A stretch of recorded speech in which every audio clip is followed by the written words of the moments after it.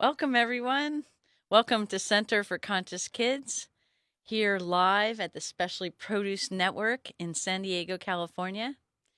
We are presenting on Conscious Living podcast series today, The Truth About Sourdough. And welcome, Noris Velasquez, Energy Baker.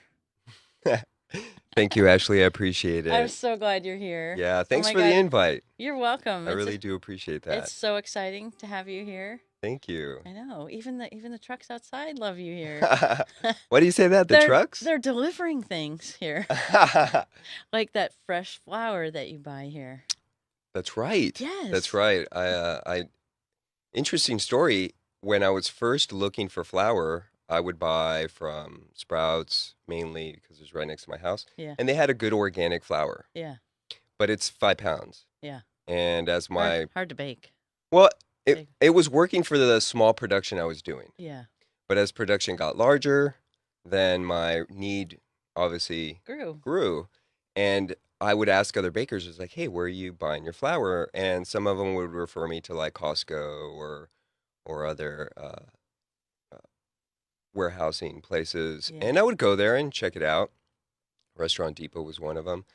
And I'd look at the flour. I'm like, wow, that's a really great price for a 50-pound bag of flour. But then I would see certain chemical additives, question the freshness, question the quality. And I'm like, yeah, it's really not turning me on. Yeah. In essence, I really don't want to do that. Yeah.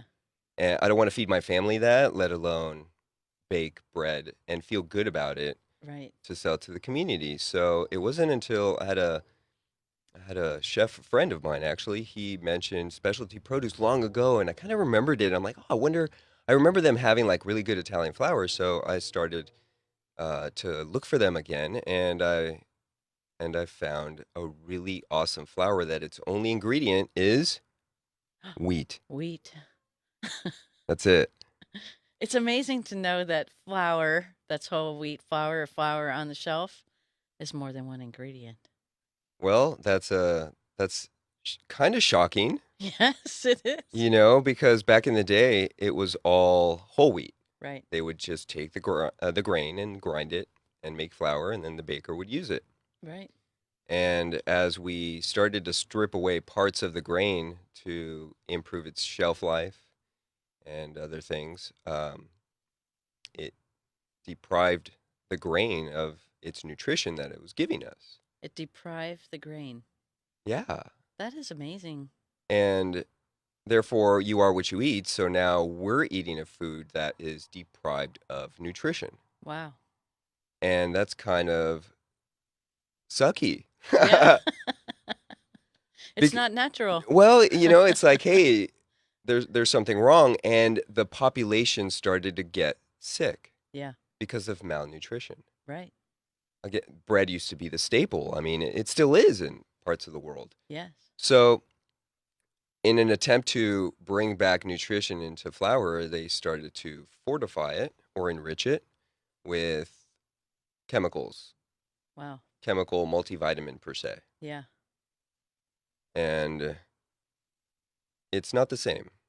I know it's fascinating how you had said from flour from Italy, and I didn't come into this knowledge until just a couple of years ago about how Europe is amazing. They don't consider organic or inorganic.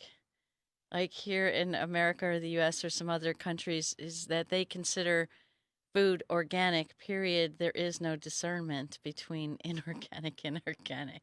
That's right. So it's pretty funny for us to be all focused on organic or inorganic, and why wouldn't we reestablish our focus all back to what is natural, i.e. organic, right? And not so focus on all this inorganic ingredients and activities to promote, like you said, shelf life and all of that. I think you nail it on the head. I mean, it's their farming practices are different. Yeah. Plain and simple. They're still working with the land. They have that old world knowledge that they're still applying to their farming techniques and rearing of animals. Mm-hmm. Whereas ours has dramatically changed from the documents that I've watched and read regarding the fast food industry, Yeah. the biggest buyer of food, really. Right. And they've basically determined what food manufacturers are doing. Yeah. A really good example of that is a documentary on Netflix called Food Inc. Okay. It Yeah. really it really Danielle says shockingly, yes. yeah, it really shockingly gives you the truth of the matter. Yes. And it's easy to be bummed out Yeah. on what we're doing to Mother Earth, Yeah. understanding that we're part of it. Right. So Mother Nature goes, we go with her, Yes. kind of deal. And it kind of leaves you to, okay, well, now what? What do I do? Right. And it's a good question It is a good question. because we're we already have a set way of doing things as a society. Right. Oh, it's late. I'm getting back from work late, or I've got 15 minutes before I need to get to work. Let me stop by, pull in this driveway, and grab, fill in the blank Right. to provide you the energy you need during the day. Right. But that energy is actually lacking. Right. And at the end of the day, or during the day, really, there's a feeling of sluggishness, lack of focus, lack of drive, lack of passion, lack of. That deprivation. Yeah. Yeah. And it starts with that grain. It starts with that lettuce leaf. It starts with that cattle or chicken or just the food in general of how we're treating it. Correct. So it starts with us. It really does. Yeah. And one of the things that I really want viewers and listeners to understand is you have the power, and We sure businesses do. know you have the power. And they're in the form of your money, your dollar vote to purchase X or Y, Right. A or B, Organic or inorganic. or just anything, Right. regardless of the term. Right. Because even if you go on the website of the USDA and look up what organic means, it's kind of hard to decipher because there's pages upon pages of what this means. Correct. Whereas people thought, oh, okay, organic means chemical free. It's not necessarily the case. Not at all. And really, what's chemical free is your own garden. Well, it can be because you know what you put there. Yeah, and that's obviously not taking into account the fact that you're using city water, which has chemicals, blah blah blah. But you're not adding extra fertilizers that are chemical based, extra pesticides that are very dangerous, and that other countries actually outlaw. Right. Yet, And fungicides. yeah, and Yeah. here we're freely spraying this stuff on. I Freely. mean, in the world of bread, there's a big move that's been happening for quite some time that they spray Roundup on grain Yeah. as it's growing. Right. And people are like, oh, yeah, to get rid of the weeds. It's like, no. It's Right. actually to kill the plant, stress it out, because as it's stressing out, it starts to form the grain quicker Yes. and more complete so that you can harvest a bigger lot, in essence, Right. a bigger bushel of wheat, because Right. they've all ripened at the same time, per se. And then we overproduce, and then we store it in silos. Yeah. Fresh food was not meant to be stored. And Well, then when you we know- pull it out, right, it's a little moldy maybe. And then No, we- because it's and been then, sprayed. And then we bleach it, right? I mean, grains are nice because you can't store them. Yeah. But when you start to get into the shelf life of 20-year, Yeah. which is what the FDA allows, it's questionable. And then there's other practices that happen to that grain, such as irradiating it. In essence, they're microwaving it to death so that if that grain gets wet while it's being stored for 10, 20 years, it doesn't sprout. Right. And now you have wheatgrass. But they're not in the business of selling wheatgrass. They're in the business of selling grain. Right. So they basically microwave it to death. So now it's dead food. Very well Per se. said. So how do you incorporate live food in your cooking, baking? Well, just like grandma made excellent cupcakes, cookies, that casserole, that favorite dish, you're like, oh my gosh, I wish I can replicate that. Yes. Which you can't No. because it's hers. Right. It's her energy. Right. And we've kind of lost that as an ingredient, like understanding that that is an ingredient. Like Kung Fu Yes. Panda, when I watch it with my son, actually I watch it on my own as well, but um, uh, What does it's he do? he explains the father who's a chef making owns a noodle house, Okay. right, noodle restaurant, and he's telling his son Po, right, the big panda, he's like, "Oh, my noodle soup tastes so good because of the secret ingredient." Yes, that secret ingredient. And later throughout the episode, Poe gets to learn what that secret ingredient is, and his dad at the end, spoiler alert, it is you who's the secret ingredient. Correct. Your energy, your love, that transfers over. Yes. It transfers deeply. It really does, and I'll give you some examples later. But you bring up a interesting question in regards to the topic, the truth of sourdough, and that could be really the truth about food in general. Yes. And it starts with what really is bread, and bread is, or sourdough is, a fermented food. Yes. And though we kind of understand what fermented or the phrase fermented means because we've heard it, really you can come up with examples of fermented foods such as like cheese or wine, kombucha, tofu, things like that are fermented or can be, I should Mhm. say. Mhm. But that's not necessarily what a fermented food is. And when you start really understanding the level of what's happening in that food, you have an ingredient. In the case of bread, you have flour, wheat, right? Right. Granted, you can make other breads with other ingredients, but for the example, we're going to use wheat. Well, that wheat is kind of hard to digest for us. Yes. We're not birds. We don't Right. have their digestive system. Right. And therefore, our ancestors in the old world created this process of fermenting foods to make them easier for us to digest. But also does something special. It inoculates the whole digestive tract with probiotics, those natural beneficial living organisms. Yes. And I say living because they are actually living, not necessarily the stuff that's on the shelf Yes. that's been stabilized somehow. Mhm. Because every creature needs to live, in essence, and eat. And it'll keep living and eating until there's nothing else to eat. And then it'll die, per se. Yeah. So that's why I say living organism. So now that living organism, that probiotic, has eaten the ingredient. And there's something special there because as it's eating the ingredient, it's actually breaking it down for us using enzymes, other It's chemical functions. pre-digesting it. It's literally pre-digesting it for Yeah. us.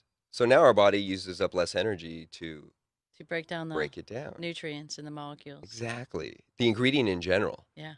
Now we're going to assume that there's actually nutrients there to feed the body, Right. but that's not always the case. No. And that's where quality comes in. I mean, I love the fact that specialty produce has a huge walk-in cooler that's dedicated to fresh farmers market fruits and veggies. That's right. That's just awesome. It is. And it's huge. Yeah. I mean, I was there this morning So walking around going, whoa, the choices are wide and vast. they are. We're lucky to be in California. It's very nice. Yes. Yes. We have a wide variety. And so now we have that ingredient that's been broken down, and now we're going to absorb its properties. Yes. Now, if it was grown commercially, meaning it was grown in a manner that, correction, it was grown more in the manner of being sprayed with chemicals, or in the documentary Food Inc., as you see chickens being kicked around, Right. treated Poorly. yeah, that's an understatement, but we'll go with Right. that. Okay. And it's like, okay, so that's what we're ingesting. Right. And Poor treatment of animals. poor treatment of animals on, that plane. Yeah. And physically, we're eating what they ate. Right. And they're not eating the greatest foods. Right. Because the industry, which is the biggest buyer, which is the fast food restaurants, demand Quick, easy, quick, easy, inexpensive. cheap. Because they're consumers Yes. expect that. Yeah. So I'm not here to blame the Right. fast food restaurants because, Right. again, it's us who make the Ultimately. final decision Decision. of where we put that dollar vote. Right. So we've conditioned them also to give us quick, fast, cheap, easy. Yes. So we have to change that in ourselves. We kind of do. Yeah. Because it really starts there. So when you do that and you're cooking, baking in the environment of you and your family, what do you introduce to the idea of this is our decision, this is our conscious choice, this is what we choose to put in our mouths, to put on the table, and to bring into the home? How do you present that to your child and your spouse? Well, I heard a couple of different questions in there. I know. So I'm gonna You could break it I- apart. I'm gonna go with the first one, Okay. which I heard, which was I truly feel everyone does the best they can do, given their resources, their upbringing, their beliefs, what have you. Okay, Yes. and we're constantly striving for more. Um, so I do the best I can with our budget, and if I can buy really high end organic food, I will. More importantly to me is because I love to garden, can I grow my own fill in the blank? Mm-hmm. And it's very satisfying to go, hey, out of this little potted plant that I can even have on a windowsill for those that don't have gardens or feel they just don't have the time, resources, or what have you. Start small. Absolutely. Start Start small. small. Have a little pot with a simple herb like mint. Right. Mint is a weed, man. That thing will grow like crazy. And Basil does too. basil does too, but understand basil does have a life cycle, meaning it Yeah. will grow, seed, and then die. Right. So it's not that you killed it, okay? That's its life cycle. So you didn't overwater it, you didn't underwater it, it just died naturally, okay? So, but mint will keep going. It does. And you know what? It tastes good to pour your cup of water and pluck a little mint leaf and put it in your water, and now you have mint water. Yep. And there's something to be said about that satisfaction internally that, like, whoa, I did that for me. I did that for my family. Right. Exactly. And that's how you start. You start small. Yes. And that could be grown again on a windowsill, a patio, or what have you. So Right. so I try to grow my own veggies and have my own fruits. It's And they awesome. taste awesome. Yes, they do. And now it becomes a question of, well, what am I feeding the soil? Right. Because that's what the plant is ultimately absorbing. Right. So now I started to go off on fermenting my own fertilizers, fish fertilizers, seaweed That's fertilizers, awesome. things like that. But that's a different discussion for a different day. Yes. So do the best with what you can. If you eat a lot of one type of food, then maybe put some of your food budget towards better in that category. Correct. That's all. You don't have to buy everything organic or, just transition that way and make it Exactly. easy. And then the other thing is from what you asked, I noticed we've got a lot in this people in this society got a lot going on in their heads. Yeah. We're multitasking while we're multitasking. Yes, we are. It's like And multiple dimensions inside of multiple yeah, dimensions it's like everywhere. a computer. You got your computer up and you've got like 15 windows up. That's right. And On three browsers. on 3 browsers, right? Right. With multiple monitors. Right. So it's necessary to take a moment and be aware of what you're doing. And we Absolutely. see it a lot in our kung fu school. Like my wife and I do martial arts. We love it. We've been doing it for almost 13 years. And the instructors are awesome. It's at White Tiger Kung Fu. They're off of Miramar Road in the 15 freeway. And I've always heard the instructor say, "What are you doing?" Questioning. "What are you doing?" Really, it's Where are you? teaching us Yes. how to question. Question what are you doing? Being Where are you present. at? Being present Be present. with your Do activities and your thoughts and yes. Do feelings. your form. How are you doing your form? Are you just going through the motions? you know? Wax on, wax off. Right. Or are you actually paying attention to what you're doing? Yes. Putting you in more of you into what you're doing. Yeah. What it boils I down think to. we lose track of how our 2 cents matters. Oh yeah, I mean there's huge power in your intentions. Yes. Period. Huge. Huge. And really that's my overall theme of today's talk is I want viewers to walk away, I want listeners to walk away understanding that there is power in your intentions. Massive power. And we were talking about this earlier with the book. I have it here. It's called Hidden Messages in Water.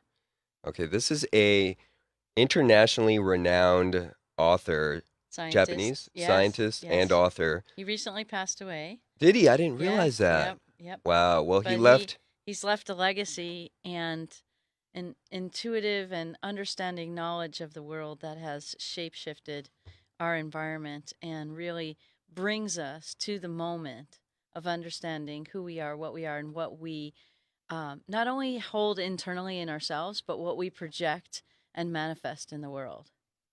And you said it so well.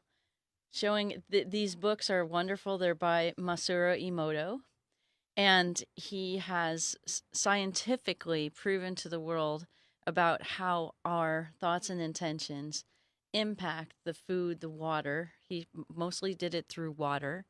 What he did was, which we'll leave this right up here for you all to see, but what it really is that he took a glass of water and he said, "Love." And he literally took it from his, like you said, our brain, it's in our brain, brought it into his heart, embodied the whole sense of love, vibrated his whole body. When you're in love and you feel love, you can feel that feeling physically in your body. Then he transmitted it with intention to the water in the glass, in the cup.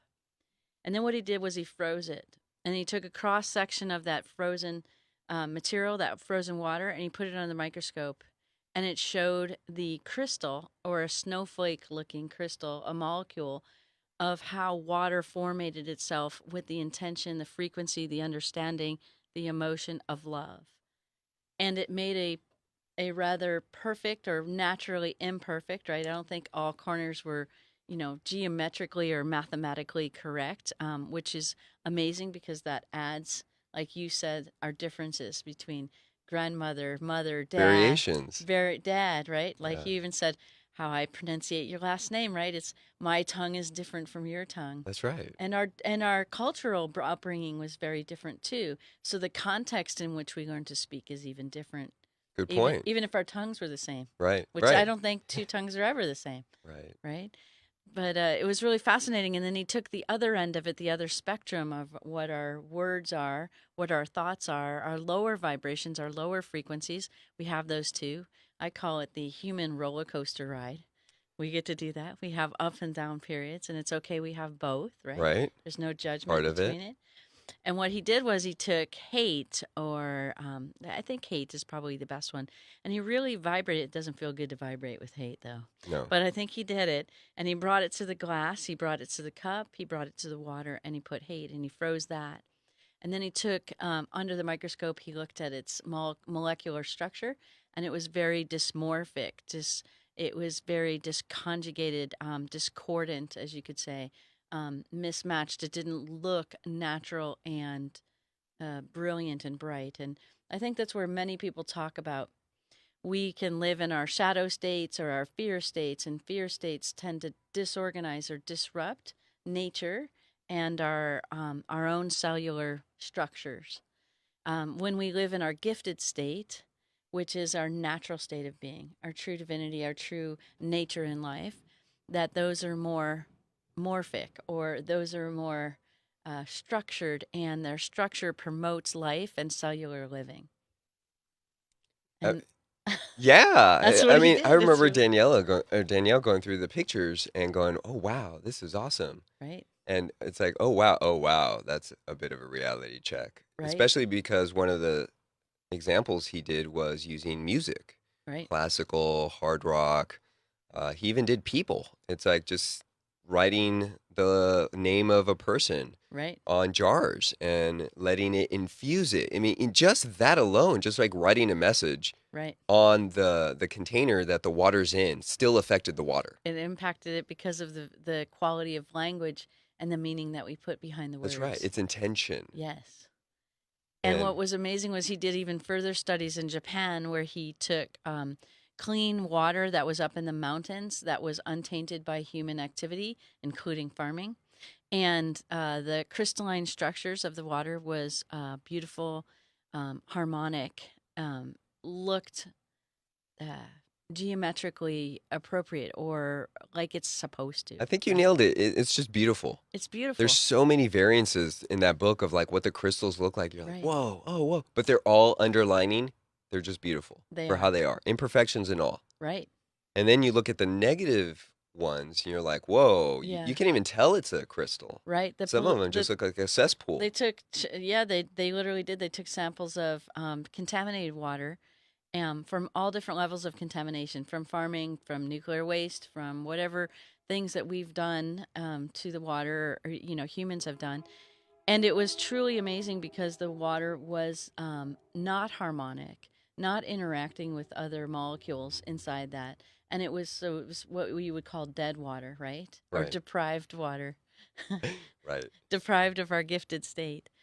So that's really what we wanted to show today and showcase today about what that means. So when you're making sourdough, when you're doing the truth of sourdough in your home, in your environment, and making it for your family, you, and the community, what energy do you put forth? What does that mean? Well, like you nailed it. When you're in your natural state, Yes, you just feel good. It yes, comes out in words, if you want to put words to it, joy, joyous, yeah, just like a child. right. There's the underlining word of love, but love has a lot of different interesting definitions. It sure does. And I didn't quite understand what love was really until my wife and I had our son. Yes, And I think I've always heard people saying, "Oh, wow, you're going to have a baby. That's so cool." And then others would say, "Oh, God, you're going to have a baby. yes, Get your sleep now." right. It's like totally different opposites. And I'm like, okay, yeah, yeah, whatever. Because obviously we filter. We've been taught what to filter, Right. and you either filter the good or the bad or a mixture of all the time, right? So when I had my son, as he's starting to grow, and it was a baby, and it's totally dependent on me and my wife for everything, you start to connect on Yes, that rudimentary level, and love starts to bring about a different meaning. it sure One does. that words really can't describe, but for the lack of terminology, I would say I understand more what people mean by unconditional love. Right, I'm doing these things for my son not because I have to, right, but because I genuinely want to. right, And it genuinely brings me joy. right. So I think that's closer to what I think the ancients, philosophers, and sages would deem the word love, Right, not the romantic version, right. red rose, seducing romantic love, that type of that's totally different. And I think we've kind of gotten away from that. Yes. And like you said, so what am I, or what you asked, what am I doing while I'm making sourdough? Or really, ultimately, what am I doing? Or rather, to answer your question, it's the exact same thing that I'm doing when I'm washing dishes, Yes. getting my son dressed, Yes. doing martial arts, Right. speaking with you. Brush One, I'm trying brushing your teeth? brushing my teeth. One, I'm trying to be present. Yes. Okay. Second, I'm trying to give all of me into what I'm doing. All of you into Into what? what I'm doing. And what is all of you? Well, all of you is the energy that you have to give, the love that you have to The give. love. Period. Right. And granted, sometimes with all of our browsers up in our mind, right? Analyzing what we're doing tomorrow, what we're doing today, what we're doing in the next 5 minutes. Oh, I got to go pick up so and so from soccer or what have you. It's like all these things that society requires us to think about, Uh-huh. that we've chosen to think about. It's sometimes difficult to focus. So there's been I would say things, tips, tricks. I don't want to use that terminology, but in essence, it's something that keys you to bring you to the present because you're going to be doing this now. Yeah. And in bread baking, I saw an old video of some of the Arabic nations when they make a flatbread called lavash. You see two women that are sitting in this kind of seat or hole, really, that they dug into the ground Wow. because the oven is in the ground. Right. And the oven is like 3 feet down into the ground, but the top of the oven is flush with the floor. Mm-hmm. And they're slapping these big, thin pieces of dough up against the wall of the oven, right? Called it like a tandoori oven. But right before she's shaping the dough, they have this little bowl of water that kind of symbolized, to me anyway, like a blessed water. And she dips her hand in it, or her fingers, and she just touches the bread. Mm-hmm. Now, you don't necessarily need to do this, Right. but I saw her doing it, and I'm like, oh, that's kind of interesting. And later I found out because there was the video had a translation to it. Mm-hmm. They were explaining how not anyone could be a baker in that village, Yeah. in those old world villages. They had to have the proper mindset, positive mental attitude in general. Yes. Going back to the book, it's like you don't want a disgruntled No. employee Right. making your food Right. because it's going to taste like that.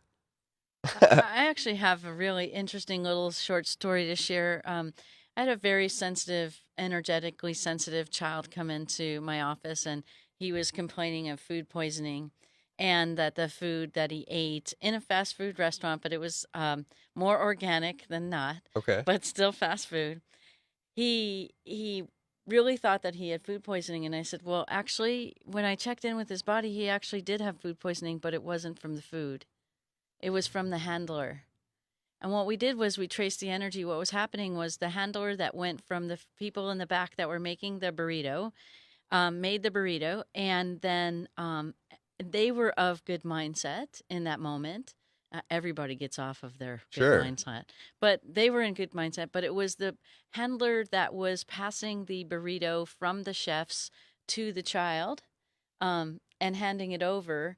That handover, that child is so sensitive that he picked it up. And what we did was we picked up the feeling of rejection.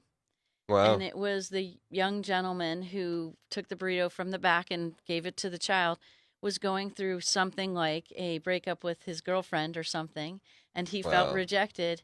And the little boy who's 7 didn't like that feeling. Nobody likes rejection. Sure. So the little boy picked it up and ate the rejection, and that was the food poisoning in his stomach. So we worked on helping him release rejection, release projections from others, knowing that he's that sensitive and that he can take in the feeling of others, but that he could also do something about it and to change that. And then he got better in a couple of minutes. Wow. Yes, You bring in it's an really interesting. true. You know, if you were to tell me that story like 12 years ago when I was in the Navy, Right. I'd be like, what? Really? Seriously, the food handler passed on negative vibes. But then it's like, after years of kung fu and understanding the philosophy side. Of energy transfers Yeah. and exchanges, Yeah. because you're in the pen with them, right? Right. And Or the like the mat, book, right? obviously showing scientifically, hey, this is what happens. This is what your intention can do. It's real. Then you come up with a simple example like, hey, have you ever walked into a room where your spouse or significant other is in a bad mood? Right. Do you have to ask them that, hey, are you in a bad mood? Right. No.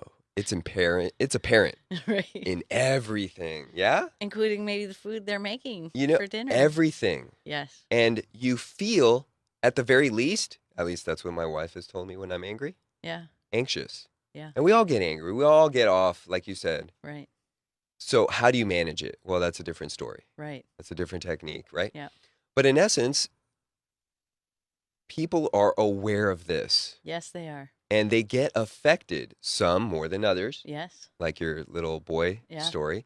So it's real, Yes, it's real. And to answer your question more fully now, what do I do when I'm about to make bread? Yes. Bring that energy of love, of life, of joy, of substance to that bread for my family and my customers. Correct. Yeah, there's a ritual that I go through to Oh, put my mind. right.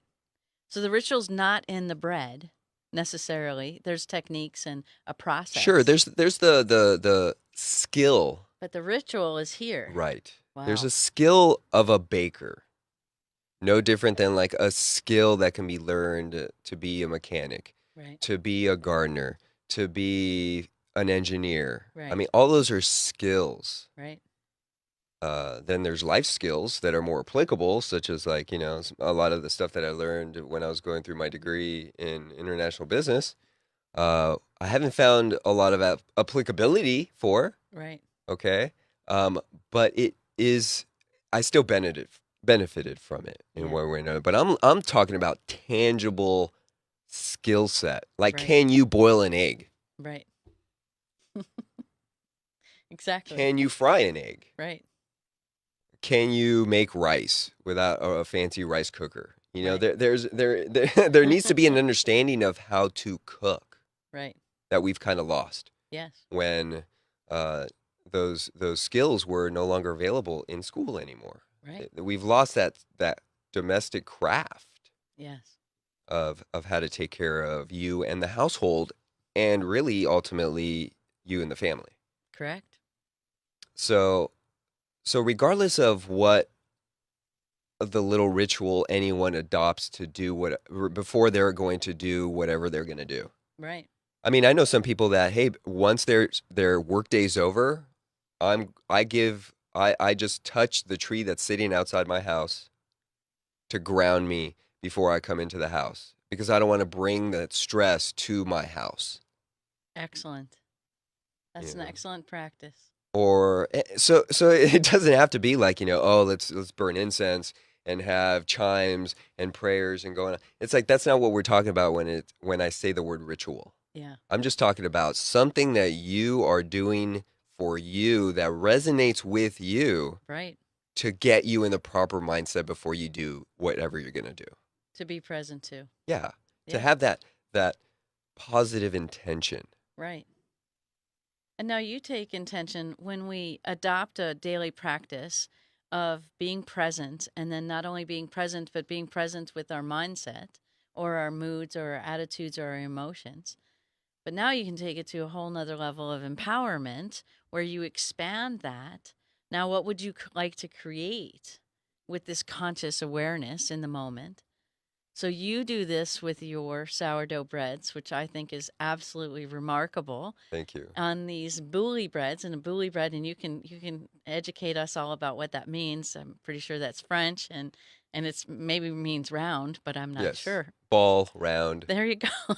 It's just the shape of a bread. Okay, It so could be round. I mean, typically you have different shapes of bread. You have the long, elongated breadstick, which people call a baguette, right, right? You have more of the oblong with tapered ends, which are more like a batard. or a loaf, Or, as Americans say. No, here the term loaf is kind of refers to the sandwich style that's in a bread pan, okay, so that you can make a sandwich. It's I more see. uniform. I So that see. would be like a standard loaf. That's I why they're see. called loaf pans Oh, okay, in essence. And then you have freehand shaped. So I mean, I can make something that resembles a loaf, yeah, but it's still going to have slightly rounded ends because I'm doing it by hand. right, Um, but regardless of the technique or the shape or what you're doing in regards to that aspect, that physical aspect, it's the intention.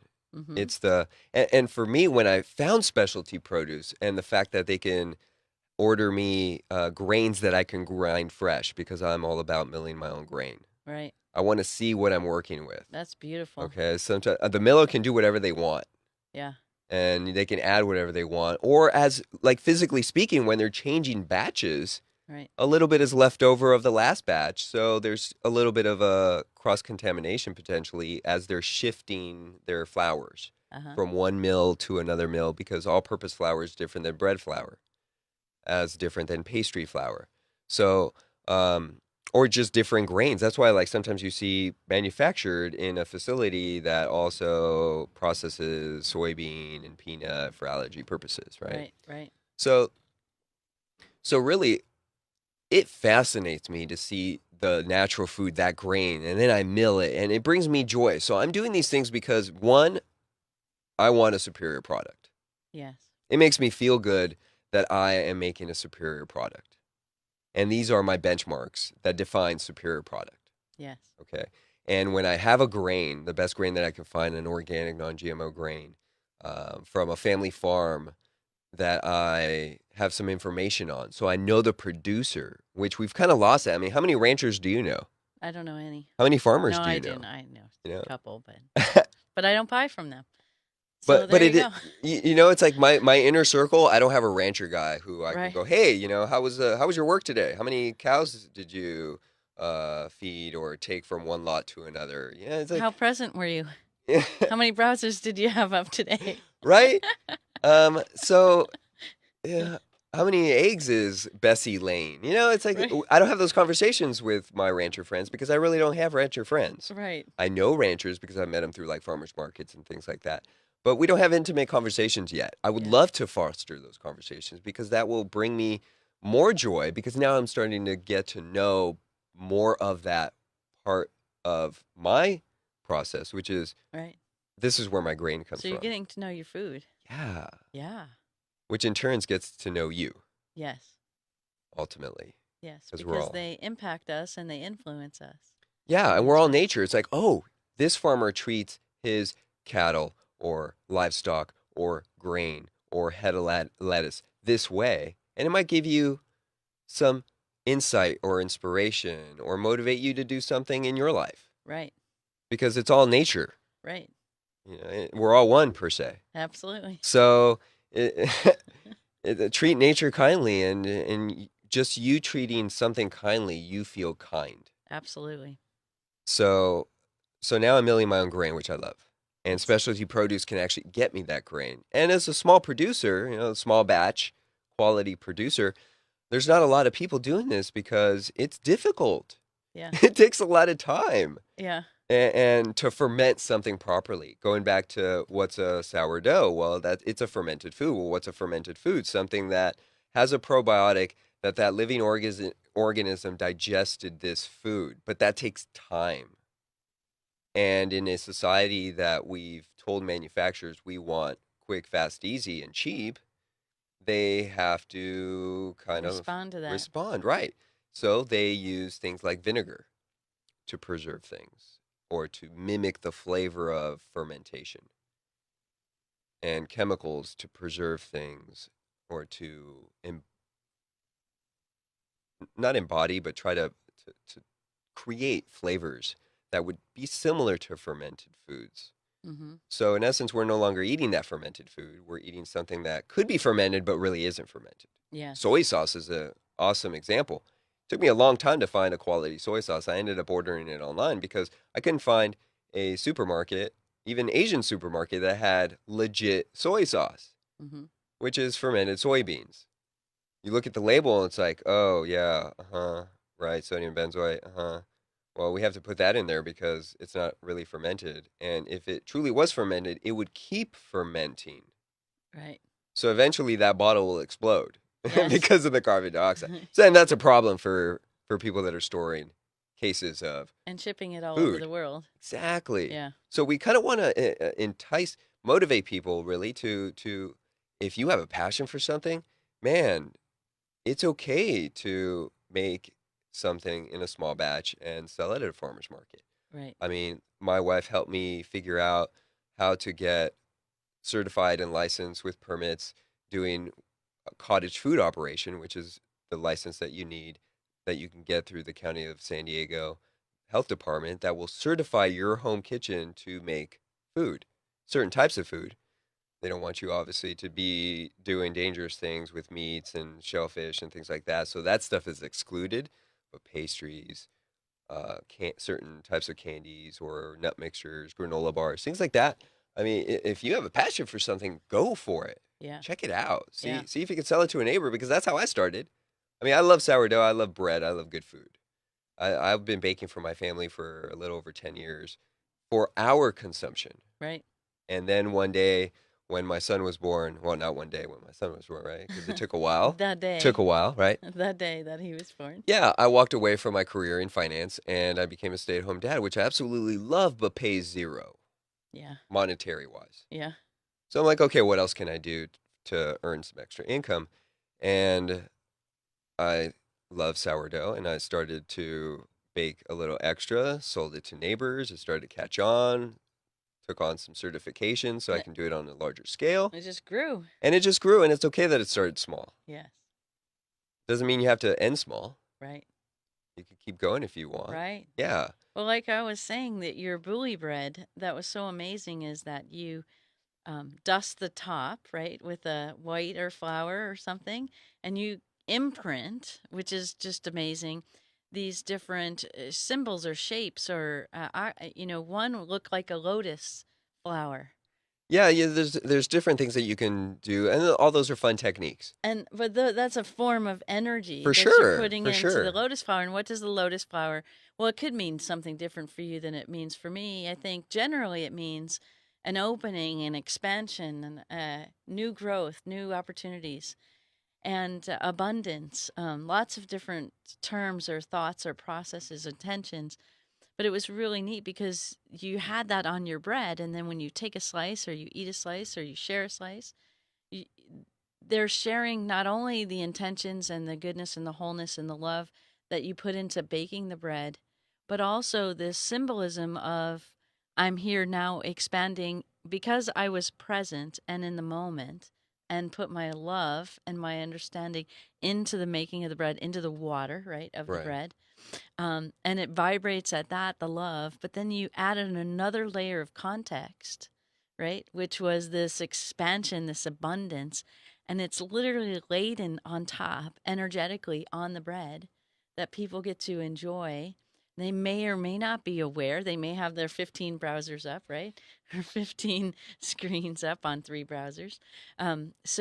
But when they're eating that, they have the opportunity to take in that awareness, that understanding, and that goodness. And that's really what we can share amongst each other as we get to live our passion, live our purpose, live what we're here to do. Yeah, and I love doing special things like that. And typically, when people ask me to do a special, like a custom bake for either a party, for the one that you were talking about, was um, somebody asked me to make something beautiful and unique for them, and that's what I did, and all that takes time and energy and love. And when you do something like that, regardless of whether the person is 100% present or 1% present, the body still feels it. Yes, it does. The consciousness still feels it. Yes.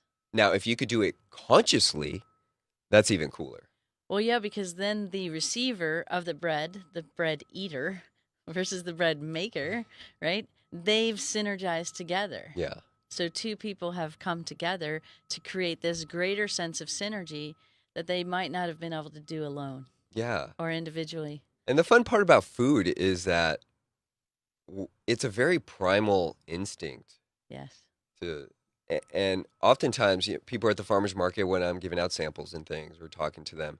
I see that they're preoccupied with going through their list of things to do in their head, right?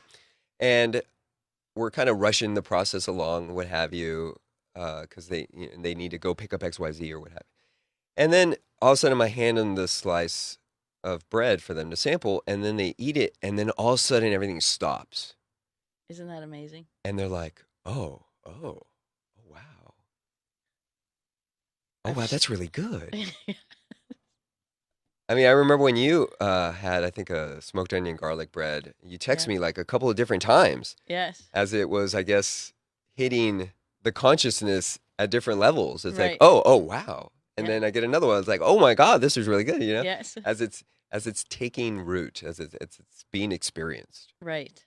Right. And that's what good food does in general. Right. And we're all energy bakers, energy cooks, energy chefs, energetic people. You're right. regardless of what we're doing Exactly. We put our energy in everything. in everything, and our energy, one form of it is an intention. Yeah. Yes, Yeah. And we guide it through that intention. we sure do. So it's a I want everyone to remember that. It's like your intentions have power. That is the overall theme here. Yes, it is. And start becoming more aware of it Yes. and start using it. Yep. And remember that your dollar counts. So we are the one who ultimately will make the changes in our society that say, no, I'm not going to invest in this. Right.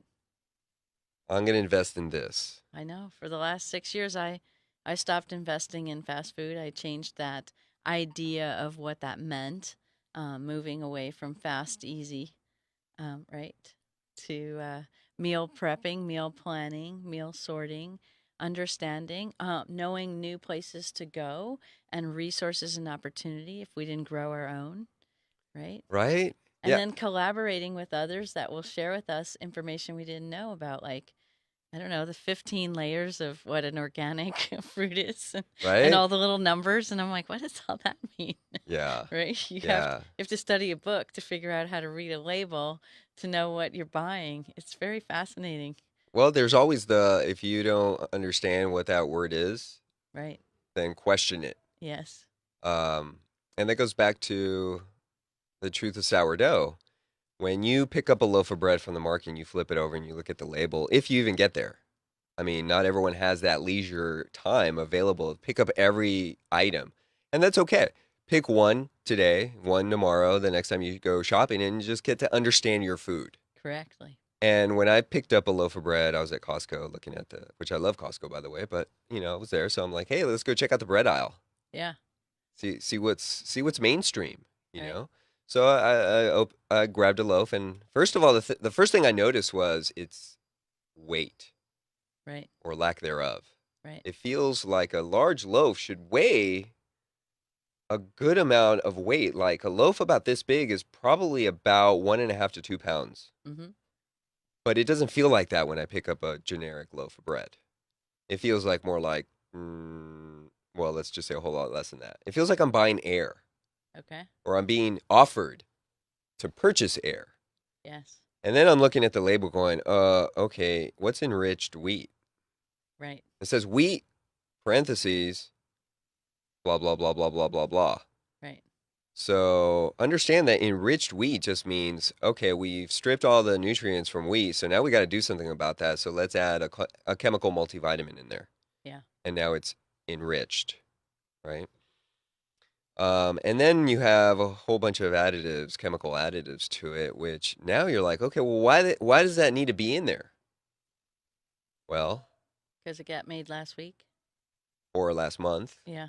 So shelf life is a huge, um, Consideration for yeah, buying. and I get it. It's like I make sourdough loaves, and I know that if I don't sell them that day, the next day they're going to be slightly drier. Yeah. Now, when I'm cutting it up and toasting it and slathering some butter on there, not a Yeah. big deal. Right. In fact, I could push it for a couple of days. Right. Now, if I want to You can stick make it in the croutons. fridge, yeah, I can make, if it goes really, really dry, then I can make croutons. Or the sweet sourdough breads that I make, like the cinnamon raisin walnut Mm-hmm. or the apricot that I've made.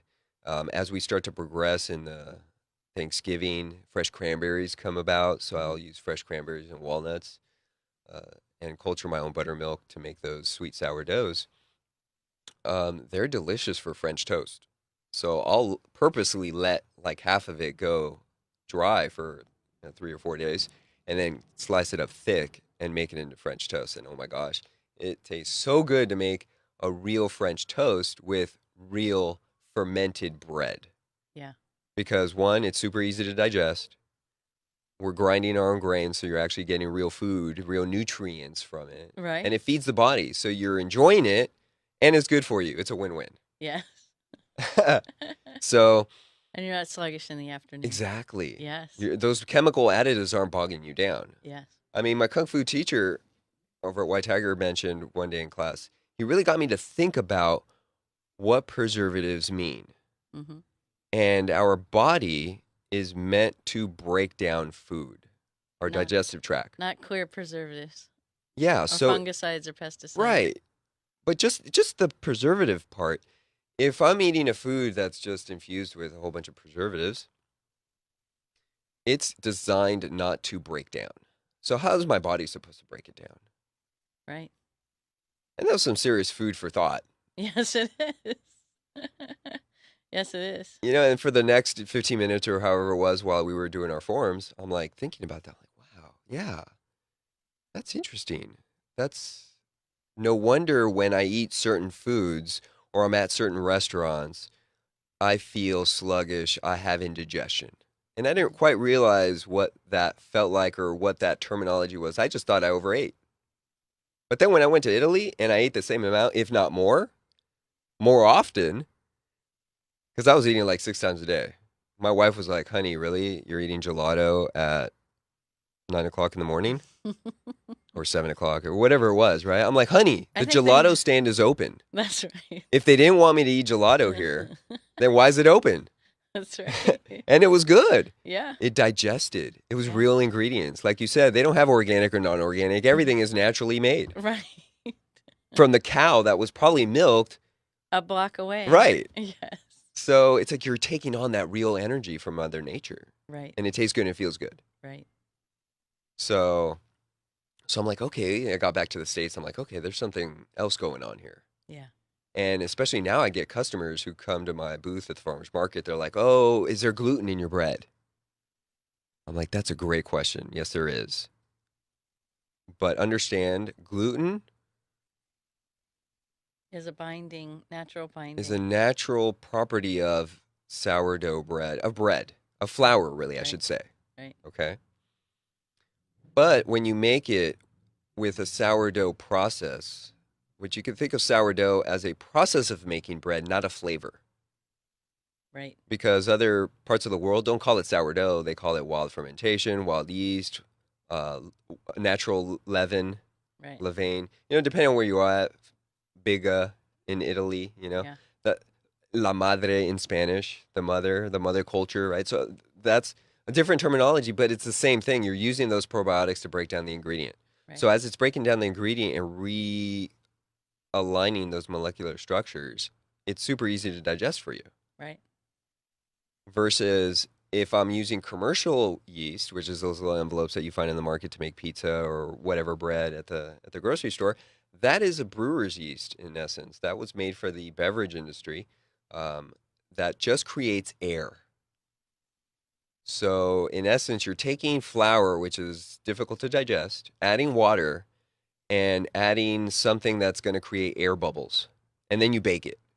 So in essence, you have a brick with air bubbles in it. Good luck digesting that. Yeah. A brick of clay, in essence, because Right, if you ever mix dough, if you ever mix flour, it's kind of sticky. Yes. That's the gluten. Right, right. Right. But if you ferment it, It then breaks it down. it's easier to digest. Yes.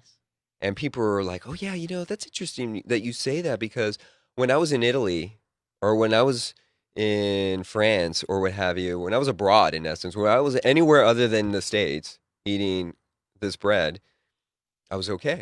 I was eating all the pasta I wanted. I was eating all the fill in the blank I wanted, and I was Right. okay. I got to the States, I ate a loaf of bread, and now I have joint pain. I have gastrointestinal issues. I have migraines. And then I just posted up an article on my Facebook on Sourdough Delight Yeah. that actually had scientists saying, okay, guys, maybe it's not gluten. Maybe it's the fact that we're spraying all of these weird chemicals in our food that people are having a hard time digesting. Right. That's creating all these comorbidities, other problems, and sequelae, right? After effects, ill effects of eating these food products. So, from my experience, I'd agree with that. Yeah. Beautiful.